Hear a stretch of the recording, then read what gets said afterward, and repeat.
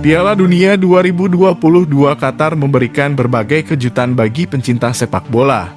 Selain menjadi negara muslim pertama menjadi tuan rumah, sejumlah aturan yang dianggap melanggar tradisi juga mencuri perhatian dunia. Sebagai negara Islam, Qatar mengambil kesempatan sebagai tuan rumah perhelatan akbar dunia tersebut untuk menyampaikan pesan dakwah dan keindahan Islam kepada para penggemar sepak bola. Pesan-pesan itu disampaikan baik secara langsung kepada peserta maupun penonton Piala Dunia, tapi juga melalui dunia maya.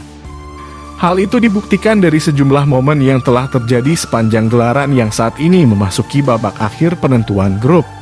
Salah satu keindahan selama Piala Dunia di Qatar adalah pembangunan ruang sholat transparan, di mana semua dinding ruang sholat terbuat dari kaca, sehingga membuat pengunjung Piala Dunia penasaran.